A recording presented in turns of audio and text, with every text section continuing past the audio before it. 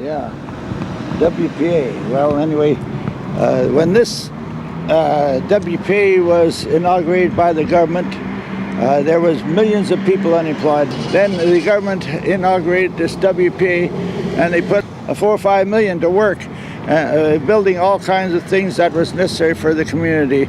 And it was a very good thing that we done this. Now, at this period of time, we're not doing any of this here thing. It seems as though that our government fails to realize that the people is getting to be demoralized. Now we're more complacent. Now we don't give a damn what happens, just so we can get our own. Those people has got it, and those people who haven't got it has got to suffer like hell, see?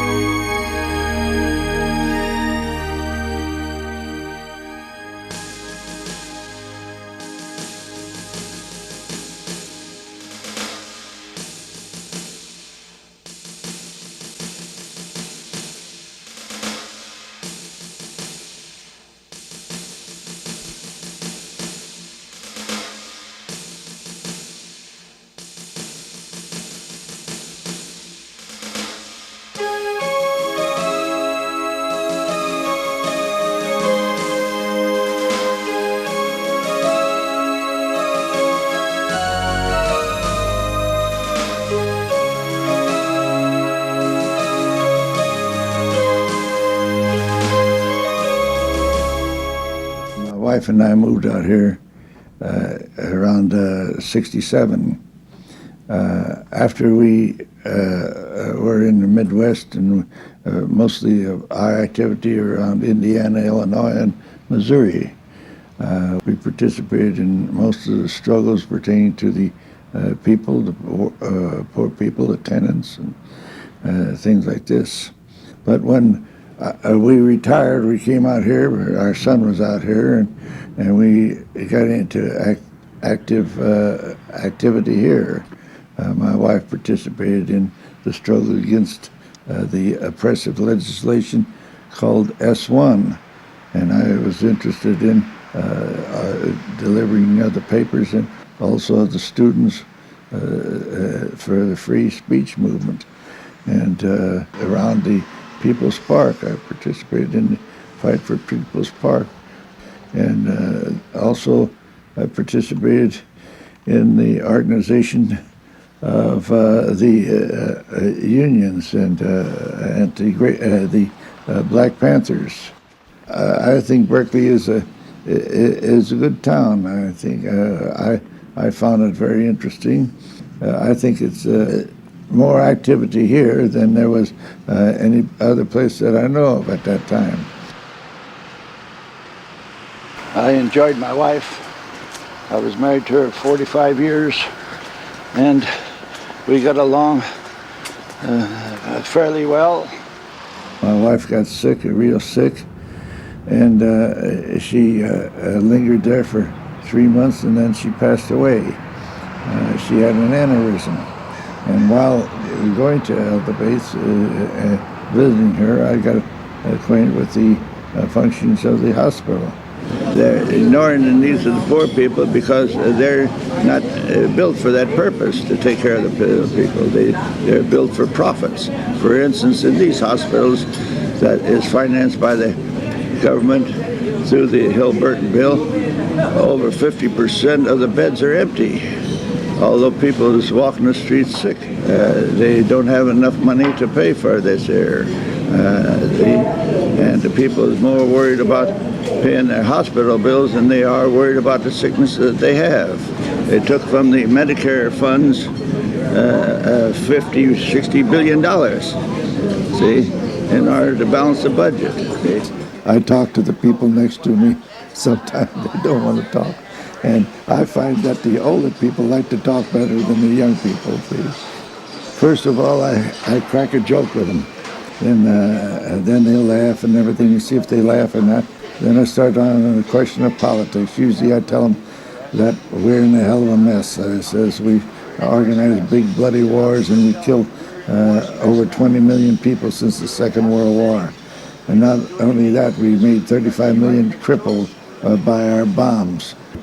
I put it to them in such a way that they understand it, see? And it seems like everybody that I told that to accepted. I'm working real hard to make a change, and I realize that change is very necessary. But the way I see it, it's going to be a long haul. And I've been circulating the papers at all times of my life since I was a kid. I participated in the expose of the Klan back in Indiana in 1922 when Indiana was run by the Klan. We got out a newspaper called The Intolerance then. I'm 87 years old, and of course sometimes it's tiresome, but I keep on going because of the fact that if you don't do anything and just don't do anything that's worthwhile, you vanish or you dry up like a prune, and I don't want to be a prune. And it seems as though that the people are now interested in reading these papers, although they are communist orientated. The people are beginning to understand in years to come we've got to adopt a new system that will give us the opportunities that we don't get under this system. We're discriminated against because of our sex, our color, and our national origin. Well, largely I helped found the People's World, what served as a catalyst and raised points that weren't raised elsewhere. People would tell me, well, this is a communist paper, and they're just using you as a rain check for later on. Well, I didn't mind because they were raising the issues. The reason that it is important to distribute literature is because you're giving them something that they can become master of. They can read it and think about it and things like this. Now, if you just talk to them, it comes in, but it don't sink in. I have known Jim Moore for approximately 15 years, the length of time that I've been in this work, and I have a very distinct impression of Jim. Jim also is trying to show the American people another people, that being the Soviet people, about how they feel about their freedoms, about their historical stand or position in the world, doing this work for both the American and Soviet people, and of course for the world, and of course lastly for world peace, which in his mind is probably first. Yeah. Oh, I gotta talk all the way over there? Yeah. Well, I'm gonna get tired. Well, anyway, when I was distributing books, see, then I could drive too, but since I can't drive anymore, and the books are not as plentiful as they used to be, I'm not doing it as much as I did before because I don't get the books. The books came from the Soviet Union, and they're in some trouble over there, and the books is not coming. We're going to the Soviet Council, and we got to go to San Francisco. I've been doing this for, I guess 12 years, and circulating books all over the Northern California, and also taking books and shipping them to different parts of the country. And we sent them to Yale University, to Cambridge, to Brown University, and to Harvard, to New York City colleges, and to all places throughout the country that wanted the books that came from the Soviet Union. We must have circulated maybe 500,000 books and pamphlets on all kinds of subjects pertaining to the development of the Soviet Union and socialism. You know, these books are so beautiful, you know. They're made much more prettier than the average book. Many times. Many times. They're not acquainted. He's our friend, yeah. He loves our literature. And he'd like to, I suppose, read our books. And yeah. I read them, yeah. Even though I can't hardly read, I got a machine to read them with. See, I enjoy reading them. Yeah. Political meetings. Everybody knows him. Everybody in consulate knows him very well. Yeah. Come on now. Come on. You get your picture. I'm very busy, very sorry. One little picture. Hey, that's all. Oh.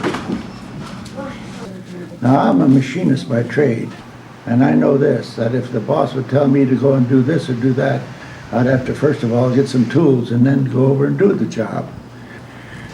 If we're going to do anything, we got to make the people revolutionary minded. The best way to do it, to my idea, is to give them something to read, to study, to take home, and things like this. And here we fail quite a bit. There is a lot of literature passed out. A lot of people do this, but the literature that means a whole lot is not being passed out. To my idea, enough. See? Imagination causes the event. And you get it from reading. The important thing is to read. TV, Alfred Knopf, the publisher, when he was alive, said the problem with TV is you can't watch TV and read a book at the same time. My eyes went bad about 2-3 years ago, see? And now I read, but I read by a machine, see? And of course it takes me a long time to read it because I've got to put it, focus right in the right spot before I can read it. All the people will benefit by it. I think the people in the generations to come will benefit by it. This is, to my idea, a good heritage to leave to the generations that follows me. See, of course, I won't be able to do too much, being as old as I am, but I can tell you this, that I loved every minute of it, even though I went to prison. I went to prison in Indiana fighting for those things that I spoke about. All my life, I only seen misery. All my life, the people were struggling like hell for a living. There was no question of prosperity. The only people that had prosperity was the gangsters, the bootleggers, and those people. But the poor people, the working people, had to work 10 hours a day, 55 hours a week, bare existence. They had to run a grocery order at the grocery store. They had to buy clothes on time. They had to partially pay rent. They all the time owed the doctor. There was no rent control. There was no old age pensions. There was poor farms. Every county had a poor farm in the United States. And a poor farm was when you are poor, old person, you would go and live there. And when you couldn't work anymore, they would give you the black bottle. That means death. And that's what happened at that time. At that time, there was, in the 20s and everything like this, a sort of rebellion in the air, see? The IWW was very active. The Socialist Party was very active. There was 1 million votes was given to Eugene Debs when the winner of the election only had 6 or 7 million. So after a while, the people working in the union started coming in here, and the people was pretty well being organized. The company didn't want them to it to be organized, so we had a mass picketing, and we closed this plant down. The reason that we did is because we wanted the conditions that we could make a living at. There was the miners from the Illinois helped us, and 5 o'clock in the morning we had a big demonstration out here at the center gate that was about out here. And this was one of the places where you got the CIO union organized in the first place. So I went back to Indianapolis, and then is when I start organizing the unemployed. As the 1929 crash came along. And then I also went to the Socialist Party, working with Joe Zimmerman and them, see, and went to all the shop gates, the factory gates, all the employment offices, went and talked to them and told them to join the Unemployed Council. We got to learn how to fight. We got a problem on our hands. We got to unite.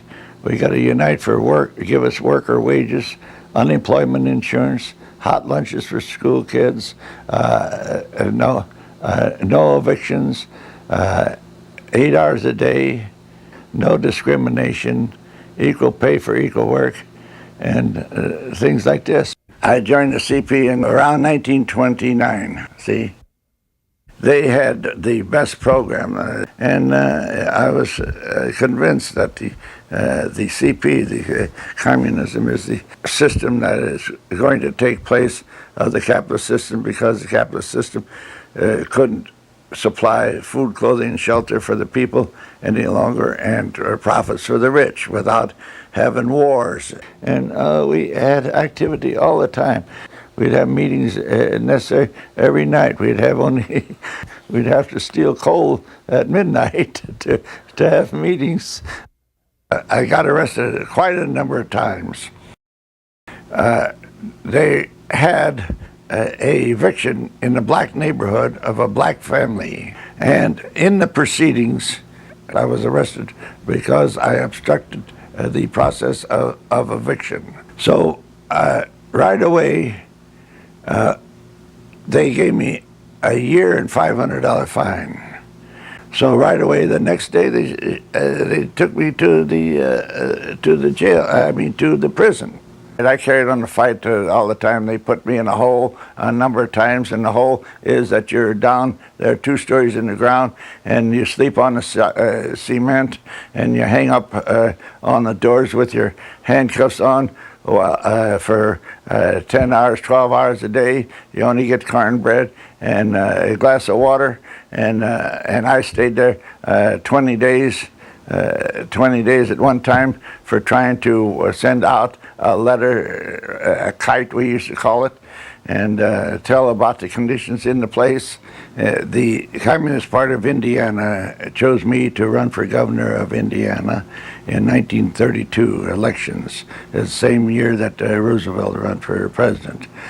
Now, run against the Paul V. McNutt, who was president of the Indiana University, and the incumbent governor, who was Governor Leslie of the Republican Party, who was governor all the time that I was in prison.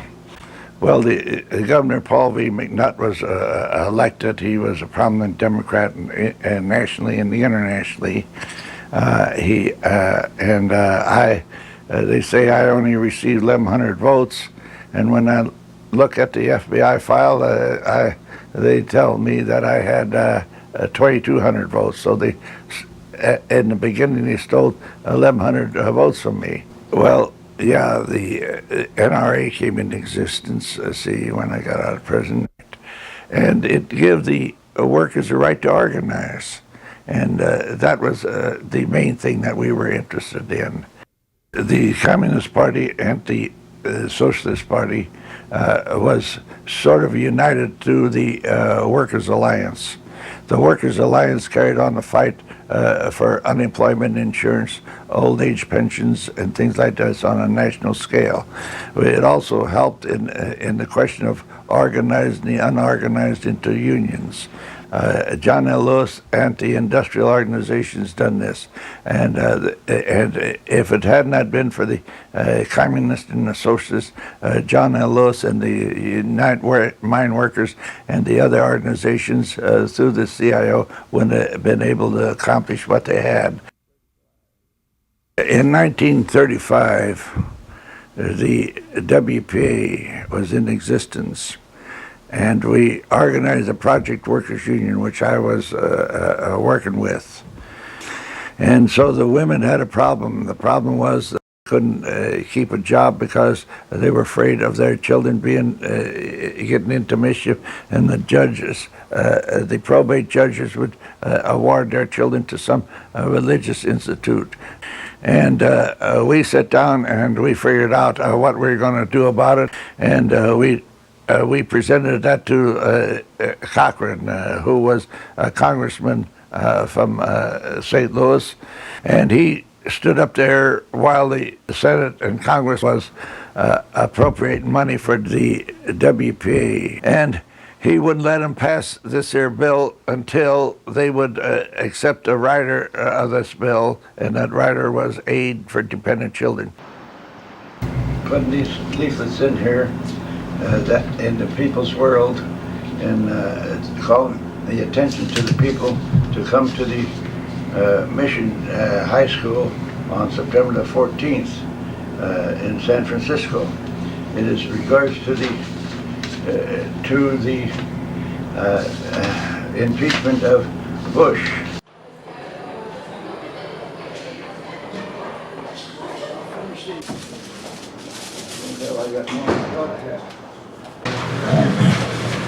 We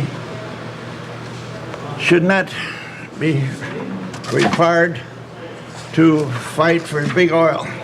That's why we're working at it, and all the young people should be interested.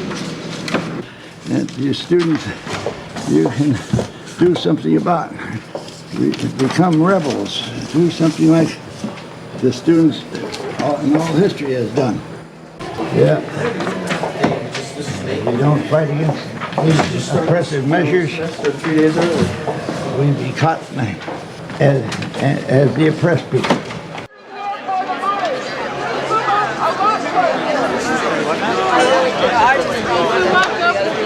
Yeah, Jim and I go back a long way. We go back a long way. And a long way into the future. Great too. Yeah, well, I have to go with the veterans. They're going to stay together. Because if they don't stay together, then they don't influence people. In order to succeed in organization, what you got to do is to try to get as many people in the movement as possible. And marches seems to be the thing that does put the people into action. And you not only teach them how to march, but you're also teaching them how to organize, and you're also teaching them the subject what you're marching for.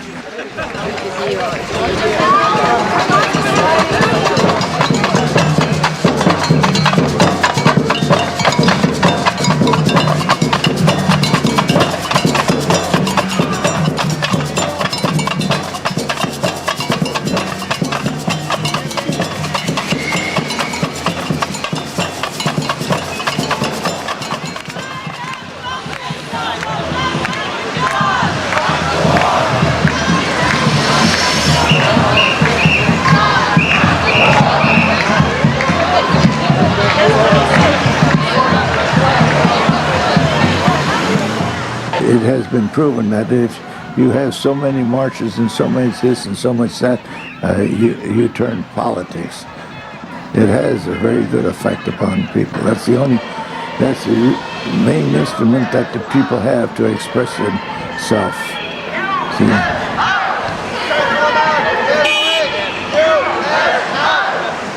I've all the time had fights with the mayors and the governors and the councilmen of the different localities where I was, including the bosses of all of the industries. If you're going to take to fight the workers, you're going to get into trouble, and regardless of what, you're going to get into trouble. But if you collaborate with the boss, you won't get in any trouble. In fact, you'll see that you don't get in trouble. But to be an honest person to fight for the working class, you're bound to get into trouble. The televisions, the radios, the baseball, football, all the recreations, all these different things has taken the people's minds off of their home life, off of their family, off of their friends, off their neighbors. That's the kind of thing I fought against in my lifetime. I fought against it with the police, I fought against it with the politicians, I fought against it with the employers, I fought against it with the wardens of the prison, I fought against it with every person in authority who mistreated people. See, I think it is necessary for everybody to do these things, because when we see injustice, we should do whatever we can, and not to be meek about it. The sooner that we get to understand that every person's got a right to live just because he's alive, every person's got a right to a job, every person's got a right to health and everything like this. And if we keep this in mind and fight for these principles, we will advance towards a better society.